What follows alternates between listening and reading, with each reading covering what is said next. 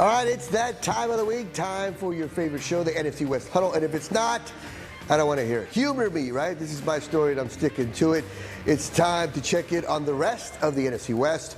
All the teams that are still in the playoffs except for my team here in Arizona. I'm Richard Sines, representing the Arizona Cardinals.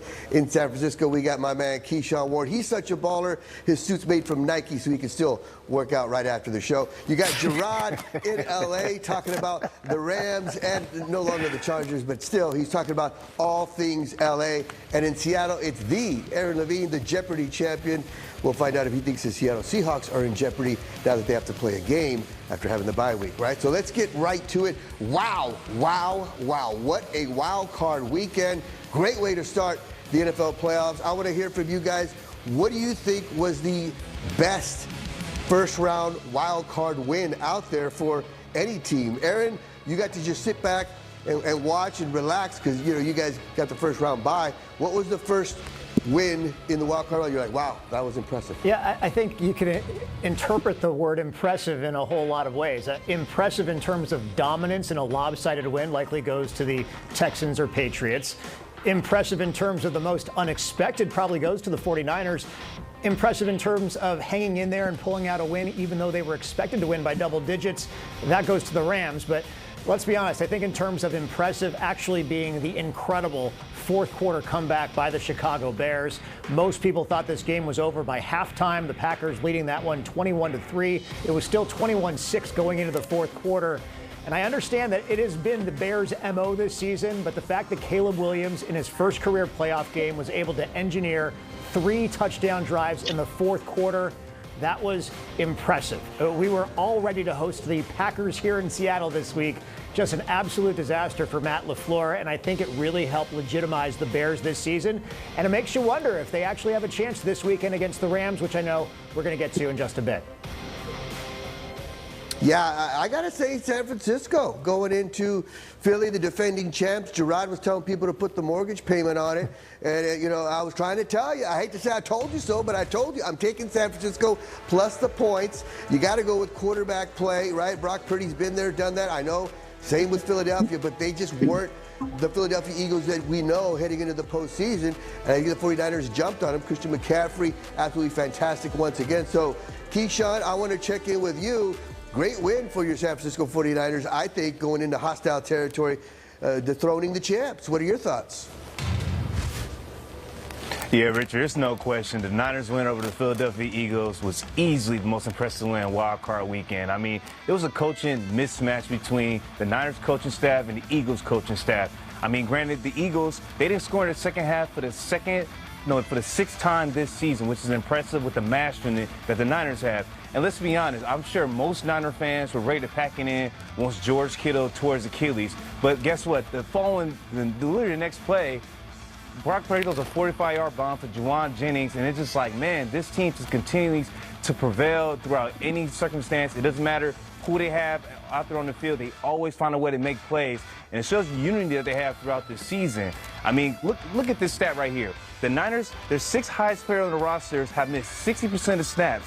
So when you have guys like DeMarcus Robinson, who's being an all-pro corner, and Quinyon Mitchell, or then Kyle Juszczyk continue pushing the chains, it just shows that this team just always finds a way to make plays when it matters. And while we're talking about making plays when it matters, Brock Purdy, yes, he threw 2 interceptions, but man, that guy is a gunslinger. He makes plays when it matters most, when you make that game-winning drive. And then we can't forget to mention Juwan Jennings. He showed everybody why he was he was a higher-rated quarterback than Joe Burrow and Sam Darnold back in high school with that fantastic throw when he got blasted by Jalen Carter and then Christian McCaffrey, cherry on the top. That Willie Mays type catch in the end zone, that was a quite impressive feat. When you got guys on the other side of the field with the Philadelphia Eagles, A.J. Brown dropping multiple passes in that game, but man, this Niners win was, in my opinion, the reason why Kyle Shanahan is the coach of this year. Yeah, and that was a very impressive catch by Christian McCaffrey. That's why he's on the Chimichangas and helped the Chimichangas go all the way to the Super Bowl. All right, Gerard, let's check in with you. Before we check in with you, I just want to show you, I wrote it in my diary You were talking about the Eagles. They were postseason ready. They had fine-tuned their game. And I want to thank you because I took the Rams in my Survivor League, and then they won. And my only opponent, he listens to you. He loves you. He took the Eagles, so now I won the Survivor pool. So thank you very much. Give us your thoughts on the wild card weekend. I give massive props to the 49ers. I mean, what an incredible game that was.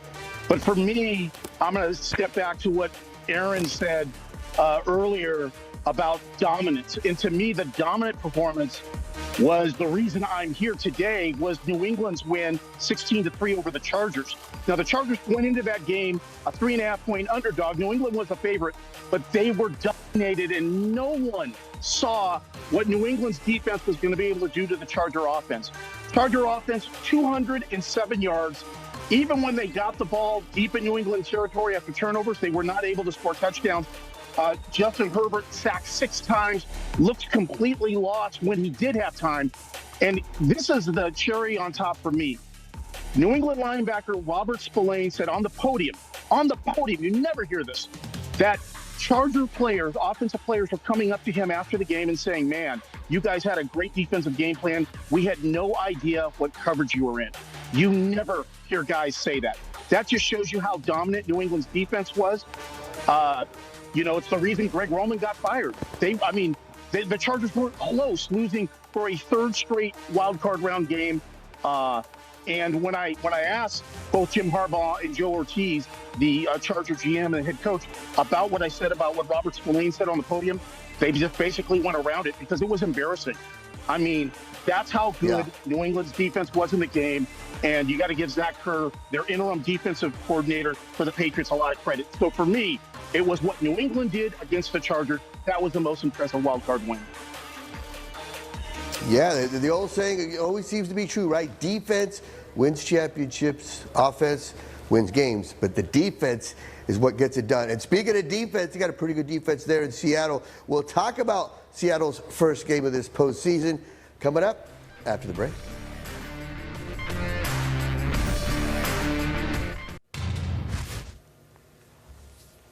All right, it's the second segment of the NFC West Huddle.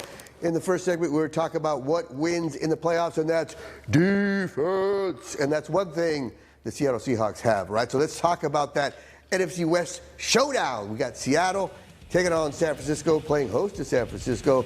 Aaron, I know, look, you guys got the Pope on your side, right? You got a new Pope in 05. You're the number 1 seed, you go to the Super Bowl. New Pope in 2013, number 1 seed, go to the Super Bowl. 2025, new Pope, number 1 seed. Yeah. Are you already making Super Bowl plans? Tell us about this Seattle-San Francisco game and divine intervention on your side. I mean, when you have divine intervention, there's nothing else that needs to be said. I think we're going to be going to the Super Bowl either way. I mean, that's what's going to happen. I think the Sam Darnold storyline is going to get the most play, at least nationally, and I understand that. And it just came out today that he is questionable for this game with an oblique injury. That just minutes ago. So we're going to keep an eye on that as the weekend progresses. Can Sam Darnold win a playoff game? I think he absolutely can, as long as he avoids turnovers, which we all know he's prone to do. But I really think this game's going to be won in the trenches yet again, and it comes down to the Seahawks' ability to limit Christian McCaffrey. Just 23 rushing yards in Week 18. It was one of the lowest totals of his career. The Seahawks have now gone 26 consecutive games without allowing a 100-yard rusher. That is a franchise record. But it's also more than that. It's their ability to limit McCaffrey in the passing game as well. Just 34 receiving yards 2 weeks ago. That was 40 yards fewer than in Week 1 against Seattle. And consider this, McCaffrey and Bijan Robinson were the top 2 running backs in the league in receiving yards this season. The Seahawks held Robinson to just 8 receiving yards in their game in Atlanta. So I understand that the Niners are a great story, beating the odds. They have Trent Williams, Ricky Pearsall back. They might even have Fred Warner too, even though he wasn't at practice one day this week. At the end of the day, I don't think Kyle Shanahan can crack the code against this dark side defense.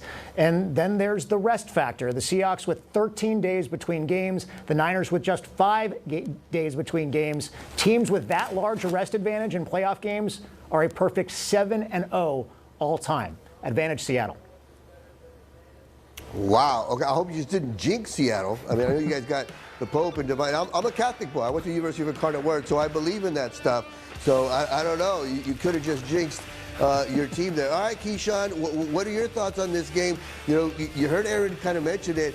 Can Sam Darnold win a playoff game? Last week I talked about it. In the playoffs, you need strong quarterback play, and we saw it with Matthew Stafford. We saw it with Josh Allen. And, you know, C.J. Stroud, he didn't play well. The Houston Texans got lucky because of their defense. Can the Seattle defense carry Sam Darnold? He has a similar game. You know, Richard, I'm not going to lie, man. Aaron just threw me off. Did he just say that Sam Darnold is questionable with the oblique injury? Oh, my God. Like, when I heard that, my entire prediction for this game completely changed because I was literally going to talk about how Sam Darnold has to make pivotal throws down the field in order to win this game. But, oh, my God. Like, this Niners story is, like, unbelievable. Like, I've never seen a team so destined to win these kind of games. Like, yes, Seattle's well-rested, having 13 days off, and they're waiting for the Niners to come into Lumen Field. But, oh, my God, like, if you have a hurt Sam Darnold, it's like the Niners just continue to get this hope. It's just crazy. But, anyway, in order for the Niners to win this game, I'm sorry for going on that long rant, but in order for the Niners to win, they got to win on the money down. They got to win on third down. They were 2 for 9 against Seattle in that Week 18 matchup, and then they got to win time possession. It's so crazy. The Niners in Week 1, they won time possession with 37 minutes, and Seattle had 22 minutes. Then in Week 18, it's like a completely flip. Seattle has 37 minutes of time possession, and Niners had less than 25 minutes time possession. So those things really matter, and obviously the turnover margin. If they want to have any chance, the Niners don't want to have too many turnovers against the Seattle defense.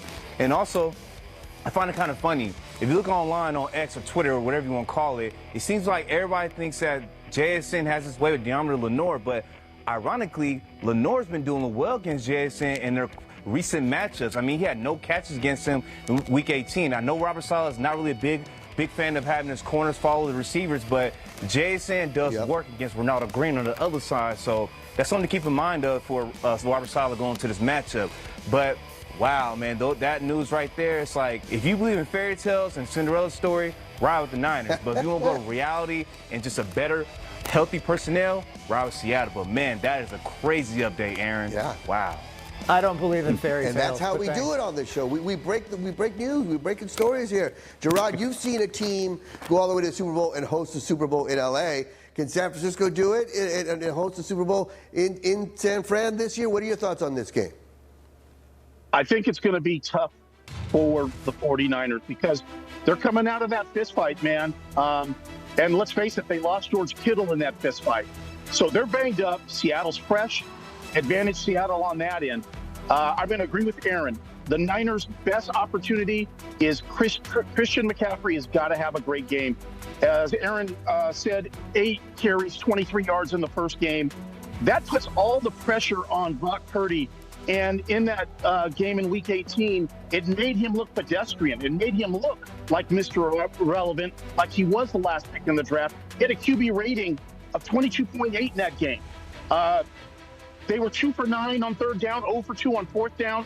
They just didn't have a chance. So those factors offensively have got to be much improved for them to even have an opportunity to be in this game. It'll be way worse than 13-3 if those two factors are for the Niners are not better. And on the flip side of that, Seattle's got to keep the recipe going. They ran for 180 yards in Week 18 against the 49ers. You do that, you keep Sam Darnold out of the third and long, out of the trouble down where he turns the ball over. And if he doesn't turn the ball over, you've got to like Seattle's chances to host the NFC Championship game at Lumen Field, whether it's against the Bears or the Rams. All right, speaking of the Rams, we'll talk about the Rams going to Chicago and trying to win one in hostile territory and also battling the elements, the weather as well. That's coming up right after the break.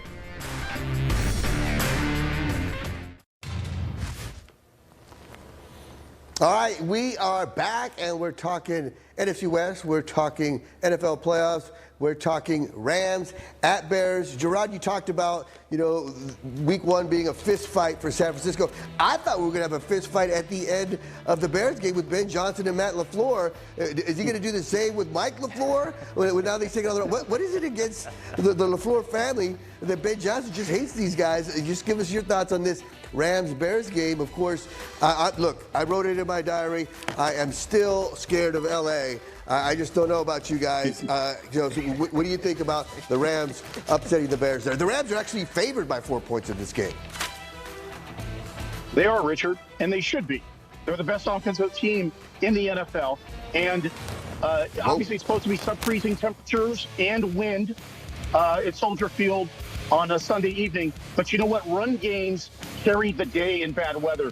And the Rams have the #1 run game according to Next Gen Stats on first down, which is the key. I mean, if your run game is solid on first down, then your quarterback is always ahead of the chains. And for Matthew Stafford, that's a blessing. That makes the game easy for him, and it doesn't even matter what the weather is. But here's the key to the game. It's called 13 personnel. This is what the Rams do. They run 3 tight ends on occasion, okay? Tyler Higbee, Colby Parkinson, Terrence Ferguson, Davis Allen. Now, that sets up the stretch run game or the counter plays to both Kyron Williams and Blake Corum, who are both, by the way, used to playing in cold weather, Notre Dame and Michigan. The Ram run game going up against the Bears defense on the ground, which is in the lower third of the league, is the huge advantage in this game for the Rams. The Rams are going to be able to run the football, and that's why they're going to win the game despite the weather. I've heard so much talk about the weather. I was at the Rams practice facility yesterday, and Sean McVay just smiled and winked about it. He's all, you know what? We're not going to even get into that. We're not going to let that be an issue for us. He brought up 2 games last year in really cold weather. The Jets game in New York, which the Rams won, and then we all saw what happened in the divisional game against Philadelphia. They were basically 1 play away from advancing to the NFC Championship game on an icy cold day at the lake. So the Rams are not going to be intimidated by the weather. They're going to go head-to-head with the Bears, and they're going to be able to run the football, and that's why they're going to win the game. Gerard, I tell this to everybody. You're a great guy. We just need to work on your confidence. If you were a little bit more confident, I think you would have a future in this business. But, hey, all right, Aaron, what are your thoughts on Gerard guaranteeing a victory? Just get the Rams ring finger sizes already because they're going to win the Super Bowl, according to Gerard. Well, I think to Gerard's point about the weather, I'm trying to figure out how much the weather storyline actually factors into this game. Sure, it's going to be freezing, and yes, I think the Bears have a much better chance to win at Soldier Field in these kind of conditions than indoors. But all of this stuff about Sean McVay's record or Matthew Stafford's record in freezing weather, I think that's all overblown. I mean, make what you want about Stafford's record in freezing conditions, but also consider he played 6 seasons in Detroit with a Lions team that wasn't very good to begin with. So his completion percentage might drop in these kind of conditions, but I wouldn't make too much about his record in these conditions. And I think Sean McVay, he's 2-2 in these kinds of games, but 3 of those games were with Jared Goff, the California native, as his quarterback. So the bigger question for me is the Rams' ability to play a full 60 minutes on the road. Remember, they lost at Carolina the first time. They gave up the lead to the Seahawks in Seattle and lose in overtime in that Thursday night game. They lose the following week at Atlanta, and then they almost lose to the Panthers again in Charlotte, this time as a 10-point favorite last week. So aside from their games against the Cardinals, the Rams really have not been able to assert their dominance over any opponent on the road in a couple of months now. And I'm not sure this is a game in these conditions at a Bears team. The Bears are going to be fired up after last week. That I'm not sure all of that is a recipe for that to happen. I think this is going to be a close game. I think a field goal will likely determine it. But I think the Rams still pull this one out. All right, why'd you have to bring up the Cardinals? Why'd you have to hit me like that, man? Okay, I'm putting that in my diary. I'm going to remember that. Aaron kicking me while I'm down. All right, sorry about that. I get it. Maybe I deserve that. All right, Keyshawn, what are your thoughts on this Rams-Bears game? But you can't mention the Cardinals. Well, Aaron, you just said you don't believe in destiny, but I mean, you just mentioned it. The Rams have not played a complete game, and we've been seeing the Chicago Bears having these crazy, chaotic, fourth quarter comeback. What is it now, 7? And we just need the Rams to have that complete game. Well, they're going against a team that gets hot in the second half, so just keep in mind of that. And I know you don't really believe into the whole, the conditions, the elements, but Stafford is 1-9 in his last 10 games in rain or snow. The Rams are 2-8 in Chicago, and right now they're saying this game will feel like to be about 9 degrees or lower than that. So just be concerned. The concern meter is a little high for me, but I do agree, though. I do think Sean McVay and Matt Stafford will find a way, because this Bears defense, they do create a lot of takeaways, but it's a feast or famine defense. They will get torched, and I think Stafford prevails and gets to the Rams to the NFC Championship. Yeah, well, you know what? Yeah, I've put it in my diary. I've told you guys since day one, anybody but L.A., but, I got to go with L.A. as well. Look, I talked about it last week. Quarterback play is huge in the postseason. You saw the game on the line. Matthew Stafford, you got to get it done. He drives them down the field, gets the job done. Josh Allen, 4 minutes left. You got to get it done. He drives down the field, gets it done. I also talked about defense being the key, right? You got to play defense. You got to stop the other team eventually, right? Vince Lombardi said it. Good offenses win games. Good defenses win championships. The Bears don't have a defense. They outscored the Packers. I don't think they're going to be able to do that with the Rams. Gerard, you also mentioned, the running game. That's very important too, especially in cold weather games. Aaron, I also agree with you about, I don't think the weather's going to play that big of a factor, especially in today's day and age. They have so many ways to combat the weather. This isn't like it's the 70s when Walter Payton was running over people that didn't want to get hit in cold weather, right? They got so many more things that they can help people out and stay warm during the game and get ready and battle the elements. So I'm going to have to go with the Rams to win this game. Vegas knows that's why they're favored by 4 points, right? So I hate to say it, but I think the Rams are going to win. And then I think Seattle's going to win. It's tough to go against, my man Keyshawn and Christian McCaffrey, but defense once again, unless Sam Darnold doesn't play, that might be a benefit for Seattle, because then he can't blow the game. I'm kidding. He proved me wrong this year. I said he was just a guy. He turned out to be a pretty good guy this year, but we have not seen him in the playoffs. And that's a big difference, Aaron. So we'll have to wait and see what happens. The great thing is the NFC West is so relevant in the postseason, except for one team. And we don't have to go there, right? We all know, right? The elephant in the room, Arizona Cardinals. They're still looking for a coach. I told you it wasn't going to be Harbaugh. So I think they got to get Matt LaFleur or Clint Kubiak. Either way, we'll keep you posted on everything NFC West. We'll keep you posted on the big games, and we'll tune in next week. We'll have at least 2 teams in the NFC West still alive. Will it be the Rams in San Francisco? Will it be the Rams and Seattle? If you listen to the Pope, it's going to be Seattle. Divine intervention. Never underestimate the power of prayer. Right, Aaron? Absolutely. See you guys next week. Thanks for tuning in.